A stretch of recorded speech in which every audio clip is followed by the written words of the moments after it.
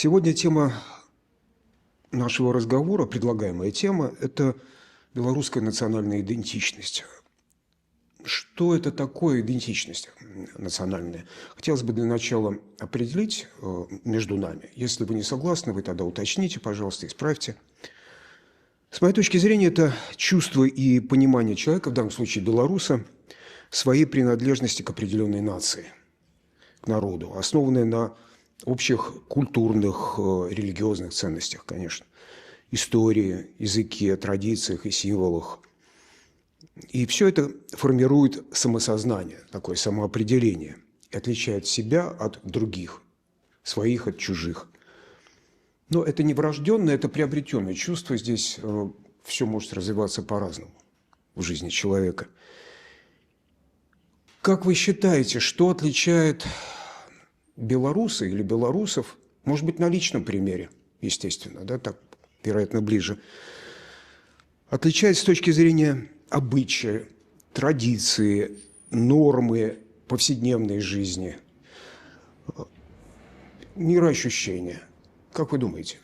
Ну, я думаю, что это скорее мироощущение определенное. И если говорить вот лично обо мне, о моей семейной истории, то выбор белорусской идентичности или осознание себя белорусом, оно для меня было, неочевидным, потому что я родился в юго-западной части Беларуси, недалеко от украинской границы, недалеко от польской границы.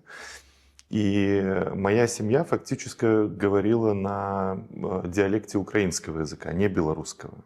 Вот соседний район с моим районом, там люди говорили по-белорусски, и у нас их называли литвины. То есть люди, которые говорили по-белорусски, наши люди их называли литвины. И я родился в сельской местности. Когда я пошел в школу, школа была полностью с белорусским языком преподавания, и мне было очень удивительно, когда учительница белоруска, она где-то из центральной Беларуси, видно, патриотка, она нам говорила: «Дети, вот тая мова, якую вы зараз чуете, это ваша родная матчина мова». И мне было удивительно, потому что моя мама так не говорила, мои дедушки, бабушки так не говорили. И папина мама у меня, она полька, шляхтянка. И когда я приезжал к ней, она говорила с нами, внуками, по-польски. Когда я бывал в городе или смотрел телевидение, я слышал русскую речь. И такой вопрос: а кто же ты? Да, вот в этом всем разнообразии языков, культур. Это был такой вопрос, серьезный, и я его уже осознал в старших классах школы. И заняло это вот такая национальная, вопрос национального самоопределения. То есть он занял, я бы сказал, может быть, несколько десятилетий даже моей жизни. Да? Позвольте тогда сразу подхватить вопросом. Как рождалась ваша национальная самооценка? Да, вот она как раз-таки рождалась с вопроса: а кто же я? Да, если бабушка говорит по-польски, мама и ее родители говорят по-украински, если я гражданин Беларуси, в школе изучаю белорусский язык, если я буквально каждый день встречаюсь с русским языком, то кто же я? И я стал живо интересоваться, это уже когда я был студентом, живо стал интересоваться вот этими культурами, да, с которыми я так или иначе был связан. И я очень любил такие путешествия, да, вот, чтобы понять, да, людей этих народов, украинского, польского, русского. И Ну, самое мне вот казалось, что я ближе всего к украинскому народу, поскольку это вот мой язык. Но я понял, нет, менталитет, мировоззрение мое, оно другое. Когда я бывал в Польше или общался с поляками, я тоже понимал, да, это родственная культура, очень понятная для меня культура, но нет, это не совсем мое. То же самое было при соприкосновении с русской культурой. Я понимал, да, что это может быть и близко, но это не мое. И все-таки с течением времени я понял, да, что несмотря на то, что я родился в семье, которая говорила фактически на диалекте украинского языка, ментально я белорус. И когда я уже стал служить здесь, в Вильнюсе, вот я определенное время был священником для двух общин, для белорусской и для украинской. И вот то, что работает в таком пастырском понимании слова с белорусами, оно совсем не работает с украинцами, например. Это другая среда, другая культура, другое мировосприятие. В чем же особенность? В чем такие отличия? На вашем собственном, может быть, примере, ну и людей вокруг вас. Да, ну вот тяжелее всего, на самом деле тяжелее всего определять свое. Да? Проще даже всегда говорить о других, чем о своих. Я бы сказал, что это, во-первых, действительно привязанность к земле, привязанность к тому месту, где ты живешь. Это, ну, даже какие-то такие невербальные способы общения, когда ты, ну вот, считываешь, да, это свой человек, он тебя поймет даже вот без каких-либо объяснений. Ну и я бы сказал, что это такая вот, как мы, белорусы, говорим, наша померковность, да, то есть это когда мы не спешим, когда мы всегда даем время посмотреть на ситуацию, на человека. Если, например, ну, брать украинцев, они более эмоциональные. И если брать, например, русских, тоже я бы сказал, что где-то они могут быть более эмоциональные, более настойчивые. Белорусы всегда вот дают время, чтобы понять ситуацию человека, и уже после этого медленно, осторожно выстраиваются отношения. Но эти отношения, если вот белорус понял, что человек, который перед ним хороший человек, достойный человек, тогда эти отношения будут крепкими, надежными. Но если белорусы понимают, что человек, ну, по какой-либо причине недостоин уважения или, может быть, опасен. Опять же, это не будет сразу, может быть, высказано как, ну, такое неприятие, агрессия. То есть это будет мягкое неприятие. Да? То есть это будет вот такая ситуация, когда белорус берет все большую и большую дистанцию и выстраивает какие-то, да, границы, не вступая при этом в открытый конфликт, в противостояние, не выказывая лишних эмоций. Вот я бы так это определил. И еще раз вернусь вот к этой теме, тема родной земли. То есть что нас объединяет?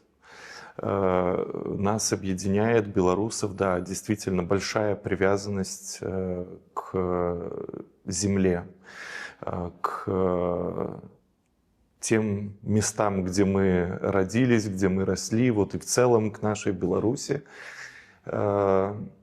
И даже наша эмиграция, вот, которая случилась, такая массовая эмиграция после 2020 года, она тоже показывает, что даже выехав за пределы страны, все равно белорусы, я бы даже сказал так, лепятся к границам, чтобы быть поближе к Беларуси. И очень многие белорусы после 2020 года оказались в Литве, в Польше, в Белостоке, в Вильнюсе, то есть вот чтобы только быть поближе к Беларуси. Каковы границы, каково толкование этих границ Беларуси? Где этот дом? Потому что по-разному это слышится. Есть и весьма расширительное толкование, в том числе, что и Литва наш дом, и вместе с Белоруссией, вообще, так сказать, Беларусь – это практически Литва, за некоторым исключением. Есть и совершенно конкретные, то есть это моя деревня, мой городок, город, там, где родился или жил. Где эти границы? Каковы они сейчас для белоруса? Да, ну я бы сказал так, что границы Беларуси, вот и белорусского народа, они все-таки во многом были определены во времена Великого княжества Литовского. Например, граница между Белоруссией и Украиной – это ровно граница между Великим княжеством Литовским и короной, да, польской короной. Наши восточные границы, в принципе, тоже они определены вот этим же, в этот же период определены. И, скажем, ментально все-таки мы видим вот эти границы так, как Беларусь сформировалась в 20-м столетии. То есть это наша начало 20-го столетия, вот момент нашего национального самоопределения. Мы не стали губерниями Российской империи, то есть все-таки белорусы в тот момент, хоть и не добились полной государственной самостоятельности, но, по крайней мере, заявили о себе и определили свои границы. И они, в принципе, абсолютно совпадают ну, с тем, как и живет наш народ. Да, где-то есть регионы Беларуси, где живут украинцы или поляки, или белорусы на Подляшке живут, но все-таки я считаю вот эти границы, вот, в которых Беларусь существует теперь, это абсолютно адекватное обозначение, да, вот нашей земли. И вот этот, да, ну вот это та земля, да, которая ментально воспринимается как наша земля. Скажите, пожалуйста, а вот это вот особенности, о которой говорили, осторожность, в хорошем таком, особенно обдуманном измерении, замедленность, да? Откуда это произошло? Может быть, можно предположить исторически, как рождалось это качество и какие-либо еще особенные, как они происходили, почему возникли? Да, я думаю, что основным здесь было вот наше географическое положение и наше, как теперь говорят, геополитическое положение. Все большие войны Европы, так или иначе, они прошли по нас. И это и шведско-русская война, и войны между Речью Посполитой и Россией, и войны между война между Францией и Россией, две мировых войны. Мы всегда оказывались вот в таком тяжелом положении.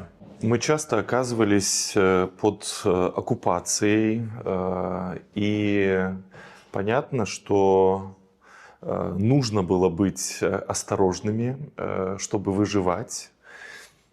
И я думаю, что вот эти бесконечные войны, которые проходили по нашей земле, они сформировали вот такой характер белорусов.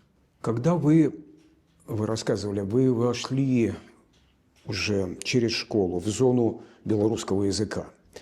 Может быть, получится сейчас вспомнить, каким образом язык работал с вами, как он влиял на вас, белорусский язык, потому что до того вы говорили об этом, вы говорили, и вся семья, на диалекте украинского. И вот в смысле вашего образа мышления, вашего мироощущения, как влиял белорусский язык? Я бы сказал, что очень сильно белорусский язык повлиял на меня через литературу. Да? То есть я знакомился с белорусским языком через белорусскую литературу, поскольку он не был вот языком моей семьи. Вот с самого начала моего рождения мое знакомство с белорусской мовой, оно произошло в школе через литературу. И я очень любил белорусскую литературу. Я действительно прочитал все, что было в школьной программе, и даже больше того. И всегда я отдавал предпочтение именно белорусским книгам. Ну, можно было выбирать. Русская литература была широко представлена в нашей школьной библиотеке. Но вот больше всегда во мне откликалась белорусская литература. И вот эти образы, вот это мышление, которое было представлено белорусскими писателями, оно считывалось мной как что-то родное, не как чужое, не как что-то принципиально другое.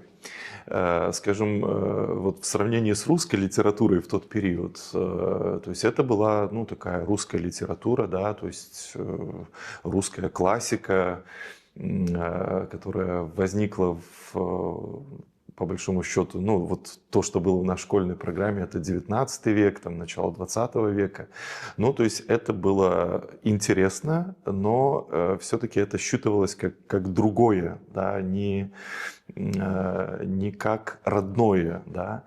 А вот эта литература, то есть она абсолютно вошла в меня как то, что я чувствовал в своей жизни, то, что я чувствовал в своем окружении. То есть я сейчас понимаю, что вот этот менталитет, он был мне абсолютно знаком, потому что так жила моя семья, хоть она и говорила на украинском языке, но мы всегда были в границах Великого княжества Литовского. И, скажем, ментально мы все-таки ближе к Беларуси, чем к Украине. Может, есть какие-то особенности того региона, где я родился. И поэтому вот это воспринималось действительно как родное. И я действительно полюбил эту литературу, любил ее всегда, люблю ее теперь. И это очень сильно формировало мою личность, мое мировоззрение и вот мое понимание, да, что я белорус. Да, я белорус. Скажите, пожалуйста, вы и как пастор, и просто как человек, вы, вероятно, можете распознать, в чем отличие взгляда белоруса, украинца, русского на один и тот же предмет, на одно и то же событие. То есть, например, мы видим, грубо говоря, вот этот вот стул или вот это распятие, но на вас. Но для русского белоруса или украинца это значит не одно и то же, не совсем одно и то же. В чем эти отличия? Да, но это бывает сложно определить, скажем, стиль общения. Да, стиль общения. Я когда стал вот служить здесь в украинской общине и смотрел, как люди общаются между собой, у меня это вызвало немножко даже шок, потому что вот встречаются после литургии украинцы, и общение между ними, вот мне кажется, что люди ругаются, да, что они друг другу говорят очень, может быть, какие-то нелицеприятные вещи, вот, и даже на повышенных тонах. И я понимаю, если бы так между собой говорили белорусы, или если бы белорус белорусу сказал что-то подобное, это была бы большая обида.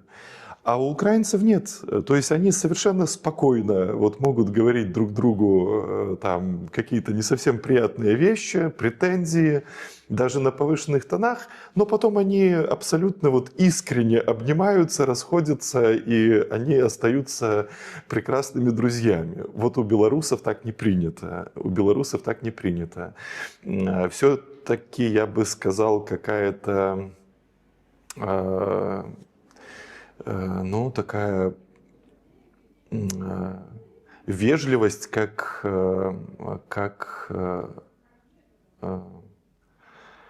вежливость как обязательная часть, ну вот этикета, да, вот она обязательно должна присутствовать.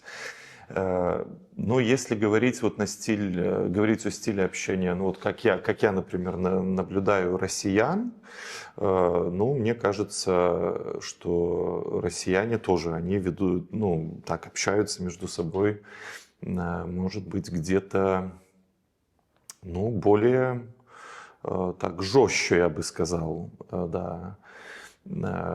Все-таки вот это сильно отличает вот стиль поведения, стиль общения. Я бы вот это выделил бы как основное. А в чем отличие белоруса от литовца?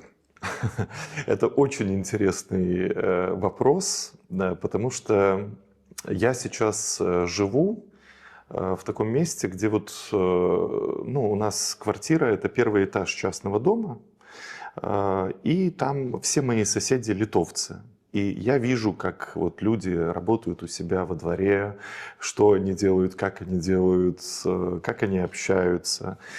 И вы знаете, я бы сказал, что это очень похоже. Это очень похоже на то, как живут, как общаются, как относятся к другим, к чужим белорусы. Например, если бы я не знал этого менталитета, ну вот если бы я не знал этого в белорусах, это, может быть, могло бы меня обидеть. Да? Вот мы там появились, и такая просто базовая осторожность, да, у моих соседей литовцев. То есть они очень внимательно смотрят, как эта семья живет, что она делает, как она делает. И потом вот они увидели, что мы вышли убирать двор, мы там прибрались, мы там что-то там вот еще там упорядочили. И вот после этого уже начинается общение, да, то есть оно не сразу вот безусловно, да, что к тебе будут открыты. И тоже вот эта вот осторожность такая, вот осторожность и медленное сближение. Но есть отличия, конечно. И я бы сказал, что эти люди, они более принципиальные и более готовые отстаивать свои принципы. Вот. Все-таки вот эта история с войнами, которые прошлись по белорусам, и вот эта необходимость вынужденная там так или иначе подстраиваться под каждую власть, которая появилась над тобой, это сформировало и нехорошие, да, черты нашего национального характера, когда, ну, может быть, белорус больше готов отказаться там от своих принципов, от своих интересов. Вот у литовцев я вижу, что они в этом очень сильно от нас отличаются. Но такое поведение этих людей, то есть мне очень понятное, очень понятно. Я понимаю этих людей, понимаю, почему они так себя ведут. Вот я понимаю эту осторожность, вот эту оценочность. Мне это понятно. Можно ли сказать, вот исходя из того, что вы сейчас написали, что одновременно живут в человеке и белорус, и белорус? То есть белорус – это как постсоветский человек. Да. Я думаю, что, ну, может быть, не в человеке, потому что все-таки в нашем народе, да, это какое-то, ну, черта, это какое-то разделение. скажем, советский белорус и белорус как белорус. Вот. То есть, ну, такой тип, как вот советский белорус, да, оно тоже присутствует, это есть. Во многом, да, где-то, ну, мы как все, как белорусы, мы во многом совпадаем, но в то же время это нас и разделяет. То есть те белорусы, кто отдает предпочтение Беларуси и видит развитие Беларуси как самостоятельного государства, делает акцент на развитие национальной культуры, языка. И те белорусы, которые, скажем, выбрали иную ориентацию, да, что, может быть, наш язык, наша культура не так важны,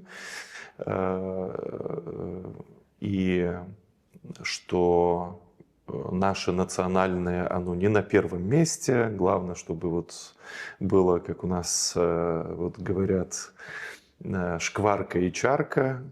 Вот. Холодильник. Да, холодильник. Вот такие белорусы есть, и ну вот они тоже формируют как-то, да, свое видение того, какой Беларусь должна быть. Скажите, пожалуйста, а здесь в миграции в Европе существует ли, приехало ли сюда вот это вот самое последствие, что ли, если можно сказать, советской идеологии, советской потребительской идеологии, прежде всего, советской зависимости от власти и, может быть, даже и имперскости некой в этом смысле? Потому что обычно это все продолжается дальше и на соседей, или на, так сказать, тех, кто слабее себя, так мнится. Ну, я бы сказал, что, конечно, полностью избавиться от вот этих рудиментов советского менталитета, какого-то там советского воспитания, наверное, ну, сразу это ни у кого не получится. И так или иначе, то есть это, ну, где-то это может быть, но люди, которые выехали в эмиграцию, это люди, которые осознанно сделали свой выбор в пользу Беларуси как независимого государства, в пользу белорусского языка, белорусской культуры, в пользу демократичности. И я бы сказал так, что многие из нас, оказавшись в демократических государствах Европы, мы внимательно смотрим и учимся. Вот, например, я точно могу сказать, что мы многому учимся у литовцев, вот тому, как можно и нужно защищать свои принципы, свою культуру, свой язык. И что касается имперскости, нет. Вот я больше чем уверен, у белорусов этого никогда не было и никогда не будет. И там, ну, скажем, вот эта тема там, литвинизма, ну, это действительно, это маргинальная тема абсолютно. То есть, ну, никто всерьез не говорит о том, что там что-то там Беларуси нужно там еще. Потому что, ну, все люди прекрасно понимают, нам бы свою Беларусь получить, вот, не говоря уже там о каких-то там претензиях. И это, ну, после Крым наш, я думаю, всем здравомыслящим людям понятно, что не должно быть никакого больше там наше то, наше другое, вот. Есть вот эта земля, и слава Богу, и дай Бог нам сохранить, по крайней мере, то, что есть, или вернуться, да, или вернуть то, что мы имеем. И еще вот я бы сказал, вот что в последнее время вот все белорусы осознали, это всегда у нас было, всегда было понятие такое талака, это когда вот мы приходим на помощь друг другу, помогаем, вместе собираемся, что-то делаем, там вот кому-то, ну, когда вот люди жили в Беларуси, кому-то нужно там помочь дом построить, там собирается там вся родня, вся деревня, там вот делают талаку, или там что-то вместе нужно, там какую-то там дорогу поремонтировать, собираются, делают вот толоку и делают вот это дело. Есть солидарность. И сейчас я вижу огромную, вот просто огромную солидарность между белорусами. И это проявляется, я понимаю, что это проявлялось и раньше, но теперь это переживает вот наше поколение. То есть мы понимаем вот роль солидарности, взаимопомощи друг другу, когда мы оказываемся в тяжелой ситуации, в беде, в каких-то испытаниях, вот мы действительно идем навстречу друг другу, мы друг друга поддерживаем. И у меня, например, сейчас вот ситуация, вот я в очередной раз вот переживаю эту солидарность. Мои добрые друзья попали в иммиграционную тюрьму в Соединенных Штатах.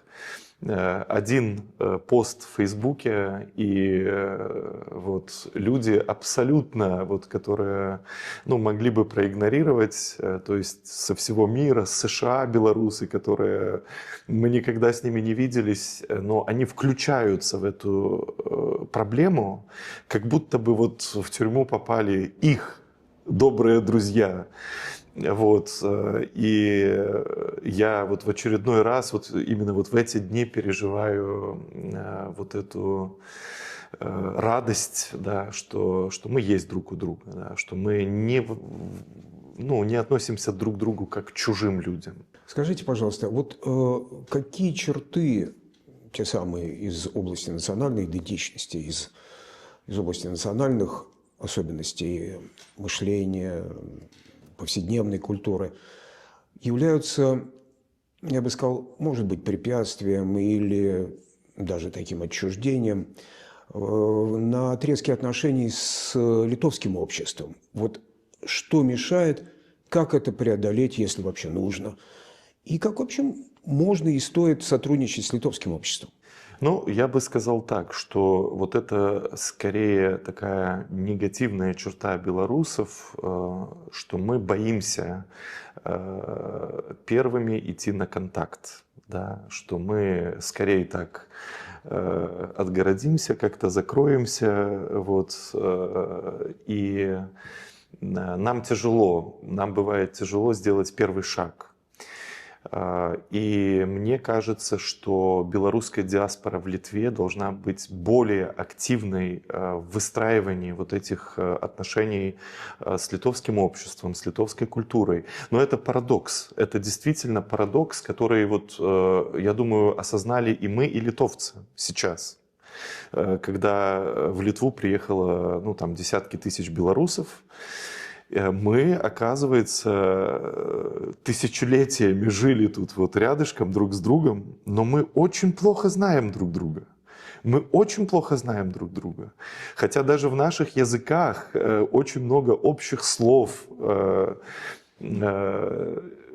И вроде бы как, у нас были вот эти контакты, но не было проникновения в культуру друг друга.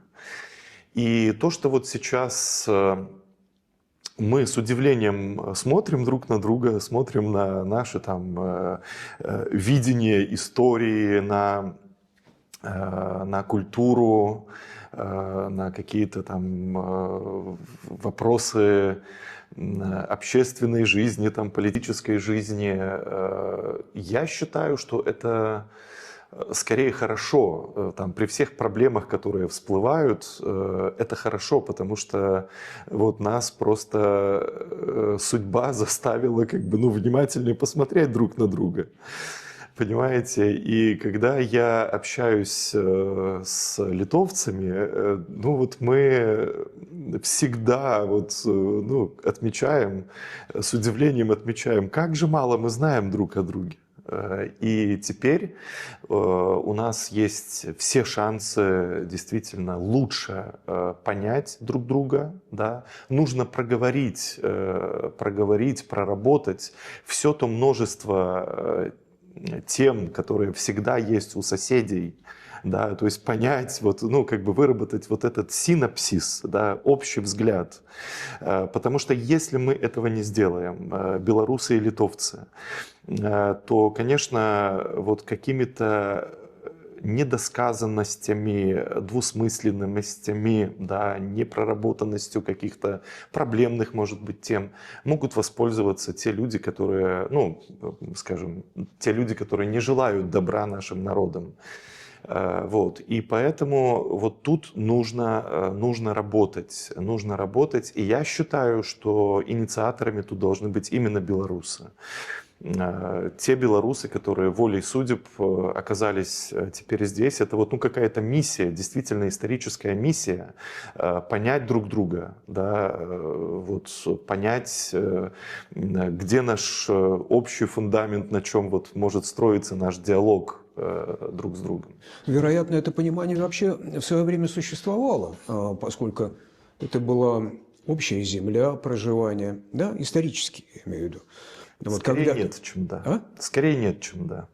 Нет? Нет, нет. Были отдельные контакты, понимаете, ну, здесь в чем проблема? Мне кажется, проблема в том, что, ну, белорусам очень легко установить контакт, поддерживать культурный контакт с Польшей. Да, это родственный славянский язык, там, или с Украиной, или с Россией. Ну, то есть славянское вот это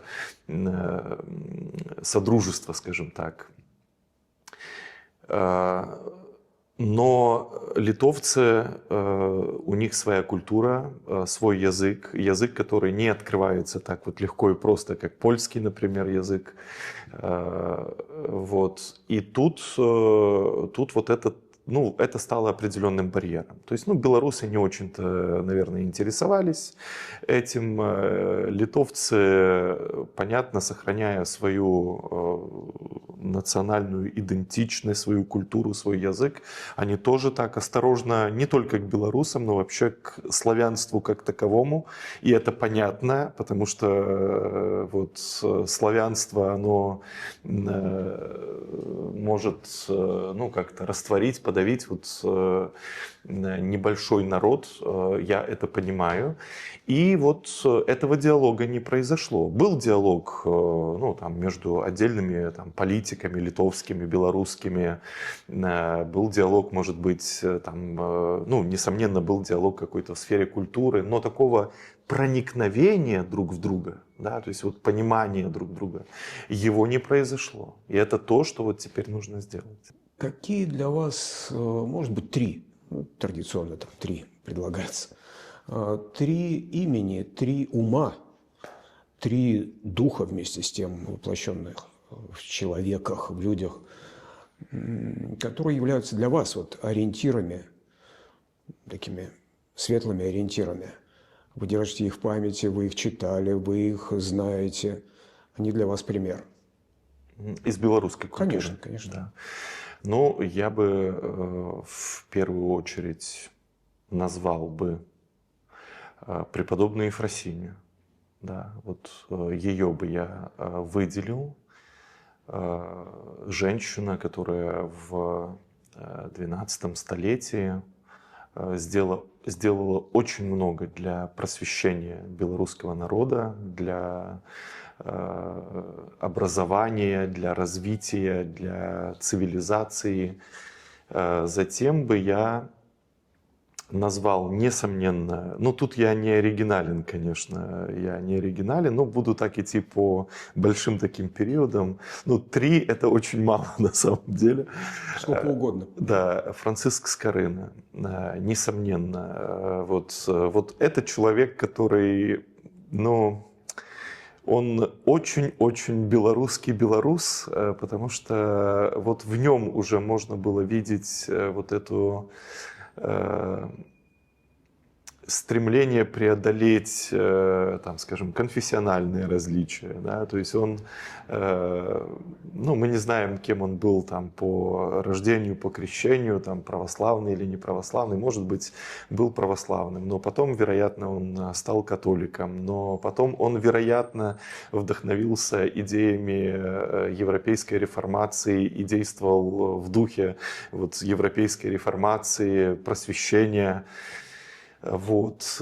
И вот он, конечно, это гений белорусского народа, несомненно. Затем бы я назвал имена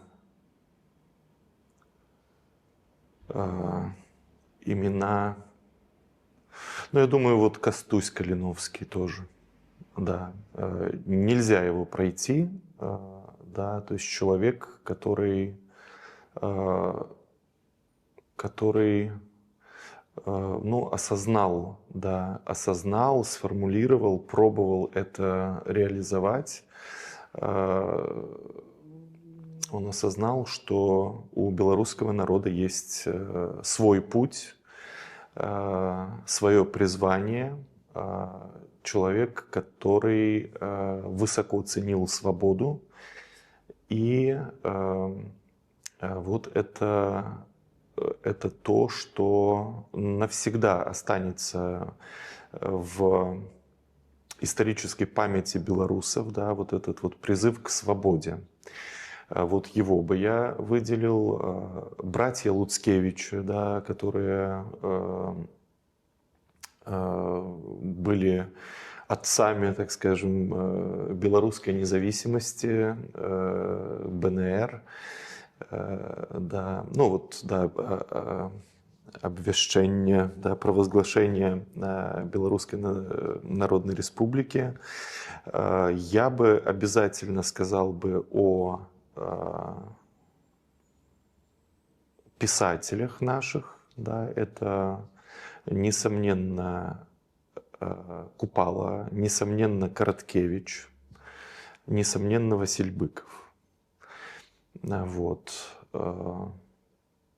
Ну вот, пожалуй, да, вот эти вот белорусы. Но я повторю, что я тут не оригинален, да. И не хочу быть оригинальным, потому что это действительно люди достойные. Ну, то есть это люди, которые внесли что-то совершенно важное, да, в белорусскую культуру. В завершение скажите, пожалуйста, не знаю, также 2-3, но глупо зарекаться, несколько правил, белорусских правил жизни. Угу. Белорусских правил жизни. Да. Я сказал бы так, да, что не спешайся, да, не спеши, да. Я бы сказал,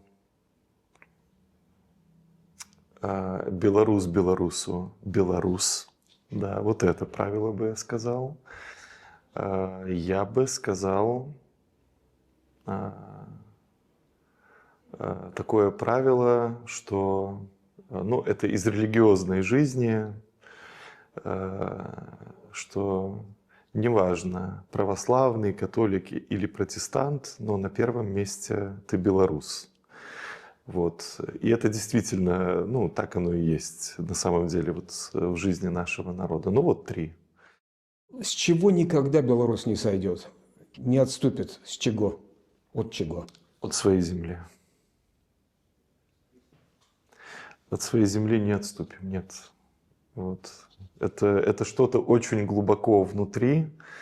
Например, вот для меня мистическая река Неман, и ну, это невозможно. Это невозможно. Вот где бы я ни был, то есть она всегда вот такой для меня останется. Там, скажем, могилы моих прадедов, да, наши святыни, наши пущи. Ну, это невозможно. То есть без этого мы никто. Без этого мы никто. Мы можем не жить там, мы можем не быть там, но если мы это забудем, то мы перестаем быть собой.